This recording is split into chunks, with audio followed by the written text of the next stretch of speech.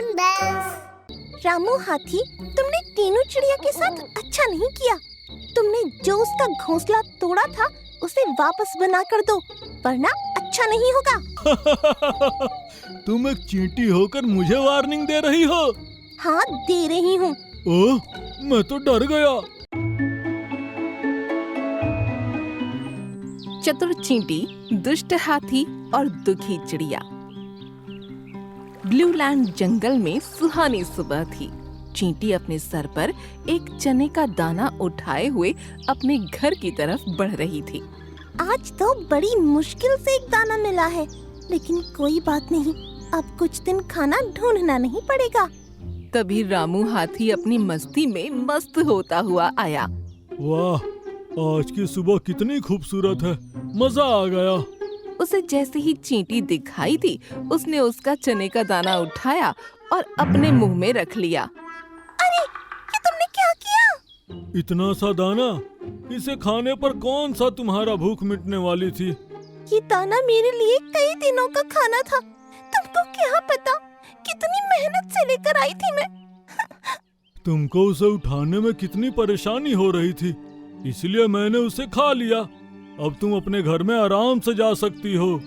चींटी इस पर सिर्फ दांत भींचती हुई रह गई और रामू हाथी हंसता हुआ वहां से चला गया।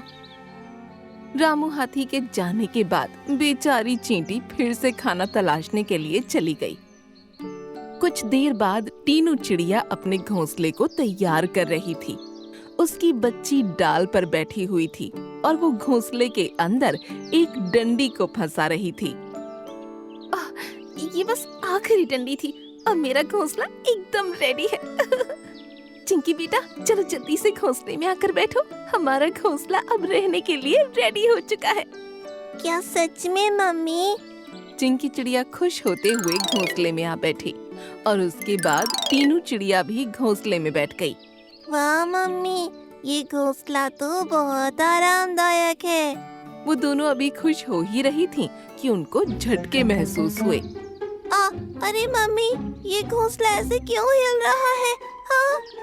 पता नहीं बेटा, मैं देखती हूँ। टीनू चिड़िया ने घोंसले से निकलकर देखा तो रामू हाथी अपनी सूंड को पेड़ पर बुरी तरह रगड़ रहा था।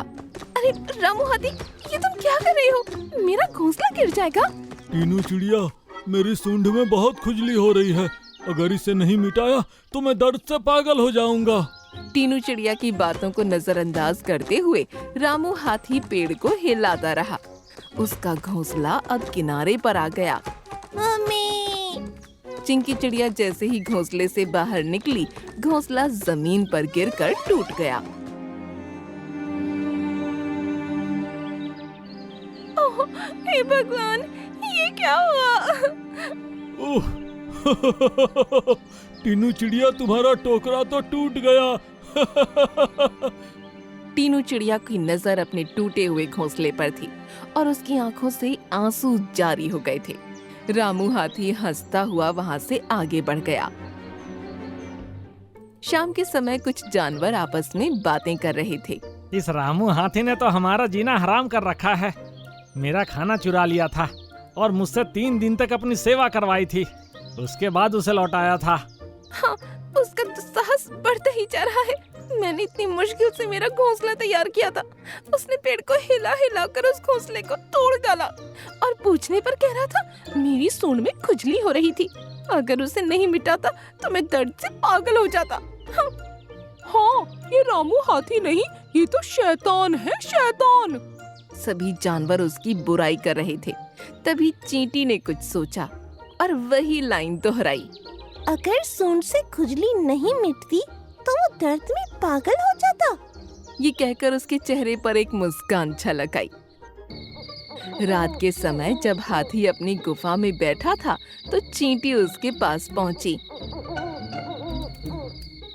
रामू हाथी, तुमने टीनू चिड़िया के साथ अच्छा नहीं किया।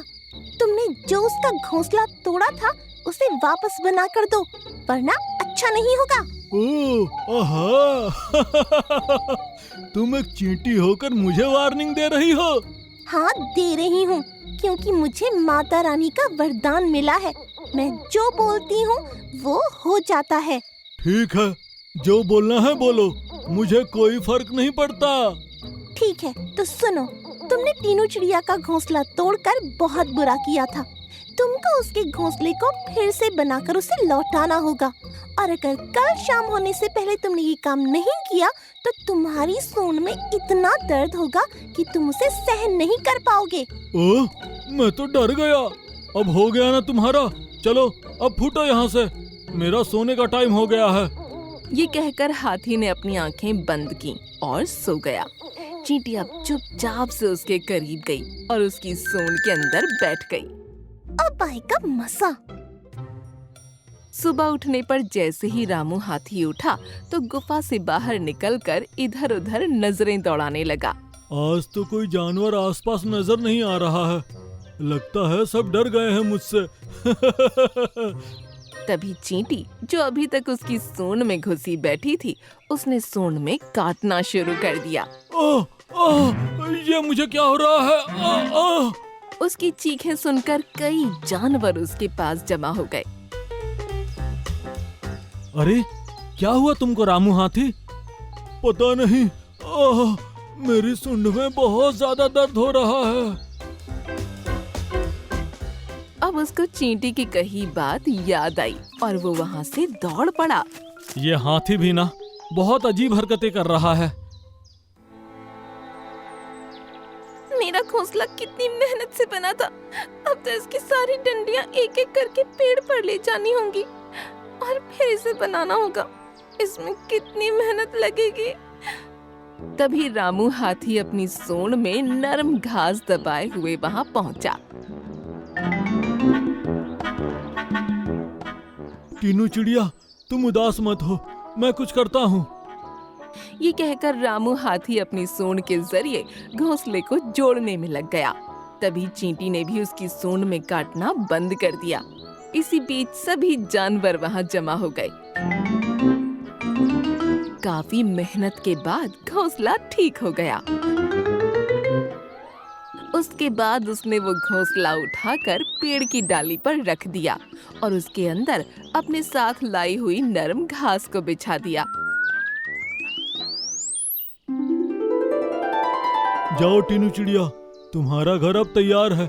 मुझे माफ कर देना, मैंने तुम्हारा बहुत नुकसान किया है। उम्मीद है अब मैंने उसकी भरपाई कर दी है। रामू हाथी के द्वारा ऐसा अच्छा काम होते देखकर सभी जानवर हैरान रह गए। रामू हाथी को भी लग रहा था कि अच्छा काम करने की वजह से ही उसकी सूंड में दर्द होना बंद हुआ है। उसके बाद रामू हाथी फिर से अपनी गुफा में जाकर लेट गया। तभी चींटी उसकी सूंड से बाहर आई और चुपचाप वहां से निकल गई। अगली सुबह जब सभी जानवर तालाब के पास जमा थे तो रामू हाथी भी वहां पानी पीने के लिए आया। कैसे हो दोस्तों? क्या बात है रामू हाथी, तुम्हारी तो पूरे जंगल में तारीफ हो रही है। सुना है अब तुम बहुत नेक हो गए हो। हाँ, अब मैंने बुरे काम करना छोड़ दिए हैं और अच्छे काम करना शुरू कर दिया है। अच्छे काम करने पर दिल को सुकून भी बहुत मिलता है। मुझे अब इस बात का एहसास हुआ है।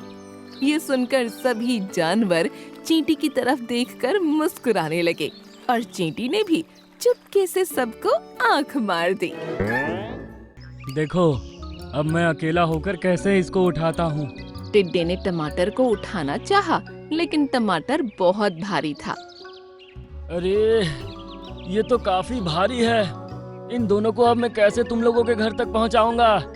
ये नवंबर का महीना था। एक टिड्डा जमीन पर बैठा हुआ घास खा रहा था। वाह, क्या जिंदगी है। रोजाना ताजी घास खाना और पूरा दिन मौज मस्ती में निकाल देना। उसने काफी देर तक घास खाई और फिर बची हुई घास को फेंक दिया। तभी एक कबूतर उससे आकर बोला, अरे अरे, ये क्या कर रहे हो तुम? जितनी घास खानी थी उतनी ही तोड़ते ना। अब ये टूटी हुई घास रात तक अपने आप सूख जाएगी। अरे घास अपने आप उगी है, तुमने उगाई है क्या, जो इतना हिसाब किताब कर रहे हो? मैं तो ऐसे ही करता हूँ। ये कहकर टिड्डा आसमान में उड़ चला। बड़ा आया ज्ञान पेलने वाला। वो कुछ देर तक उड़ता रहा और तभी जमीन पर उसको एक टमाटर दिखाई दिया। अरे वाह, टमाटर। वो टमाटर के पास पहुंचा और उसे देखकर खुश होते हुए गाना गाने लगा। आह टमाटर बड़े मजेदार, आह टमाटर बड़े मजेदार, उफ टमाटर बड़े मजेदार। उसने झट से टमाटर के ऊपर बैठकर उसको खाना शुरू कर दिया। आह कितना मस्त स्वाद है इसका, मजा ही आ गया, वाह। खाते खाते उसने आधा टमाटर खत्म कर दिया और तभी 6 चींटियां वहां पर पहुंची। अरे ये क्या किया तुमने? तुमने हमारा टमाटर खा लिया। तुम्हारा टमाटर? ये तो यहाँ जमीन पर ऐसा ही पड़ा था। अरे वाह टिड्डे भैया, इस टमाटर को यहाँ हम लोग लेकर आए थे। फिर मेरे पैर में दर्द हो गया तो हमसे ये उठ नहीं पाया, इसलिए मैं अपने 2 और साथियों को बुलाने गई थी। अब यहाँ आए तो इतने में तुमने इसे खा डाला।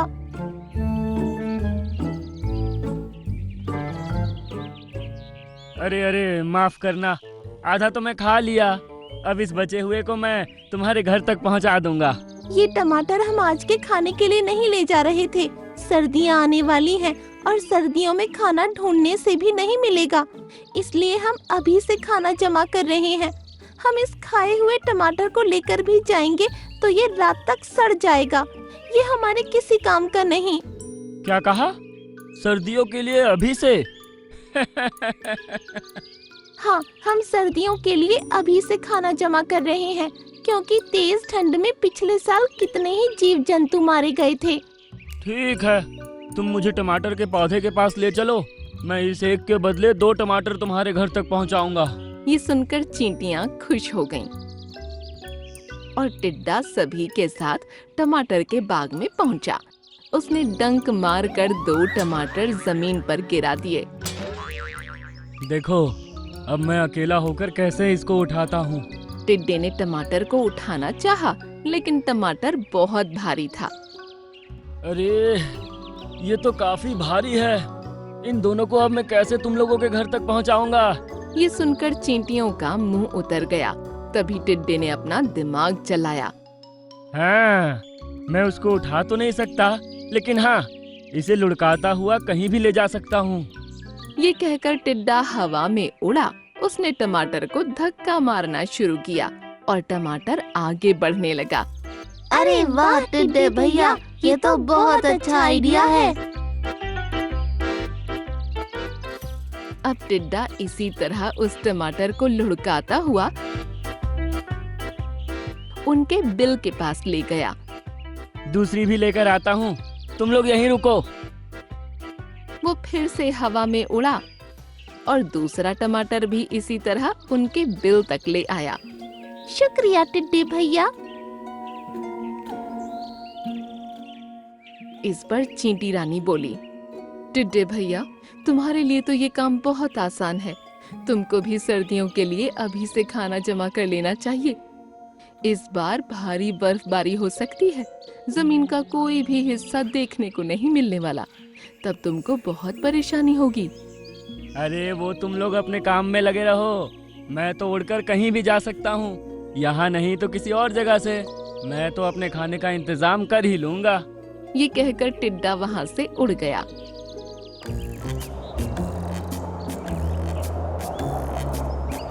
कुछ दिनों में चींटियों ने काफी खाना जमा कर लिया था। वो सभी अपने बिल के अंदर बैठी थीं। तभी कुछ चींटे वहाँ पर आ गए। चलो, तुम सभी इस बिल को खाली कर दो।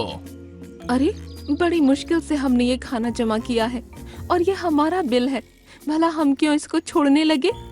देखो, ठंड बहुत ज्यादा बढ़ रही है। अभी निकल जाओ, वरना निकलना भी मुश्किल हो जाएगा। अब चींटी और चींटों में लड़ाई होने लगी। उसी समय टिड्डा भी वहाँ से गुजर रहा था। अरे, ये चींटियों के बिल से कैसी आवाज आ रही है?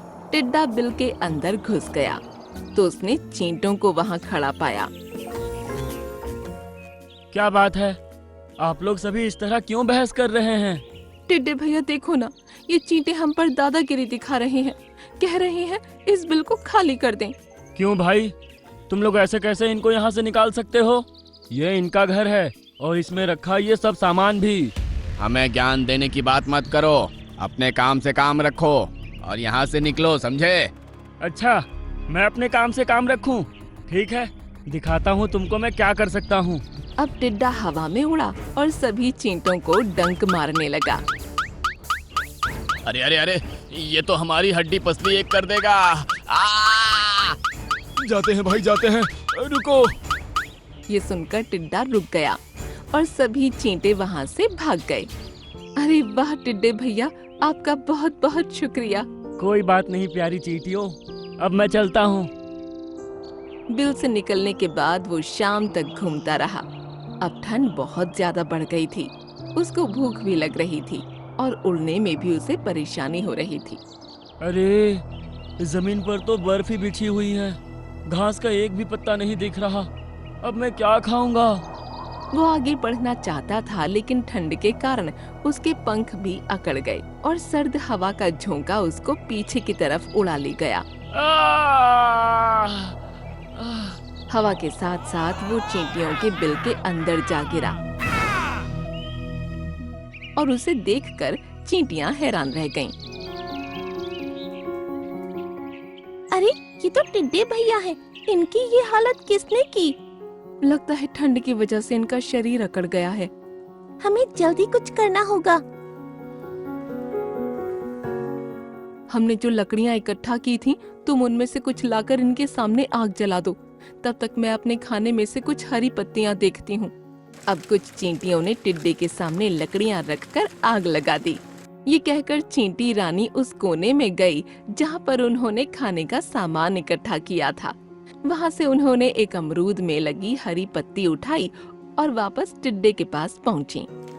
चींटियों ने तब तक टिड्डे के सामने आग जला दी थी और अब उसकी आंखें खुल चुकी थीं। इस आग के सामने बहुत राहत मिल रही है। तुम लोगों का बहुत बहुत शुक्रिया। इसमें शुक्रिया की क्या बात है टिड्डे भैया, आपने ही हमें उन चींटों से बचाया था। अगर आप वैसा नहीं करते तो हम भी आपकी तरह ठंड में अकड़कर भटकते फिरते। लेकिन तुम लोगों की बातें मानकर अगर मैं खाना इकट्ठा कर लेता तो अभी तक भूखा नहीं होता। आपको भूखा रहने की कोई जरूरत नहीं है। ये लीजिए एक हरी पत्ती। अरे वाह, ये तो अमरूद की पत्ती है ना, ये तो मुझे बहुत पसंद है। ये कहकर टिड्डा हरी पत्ती खाने लगा। आग के सामने बैठकर उसकी सर्दी दूर हुई और पत्ती खाकर उसकी भूख शांत हो गई और वो एकदम अच्छा हो गया। अगले साल से मैं भी तुम लोगों की तरह अपना खाना इकट्ठा करूंगा और तुम लोगों के साथ इसी बिल के अंदर सर्दियों का मौसम गुजार दूंगा। ये सुनकर चींटियां खुश हुईं और फिर सभी आग के सामने बैठकर बातें करने लगे।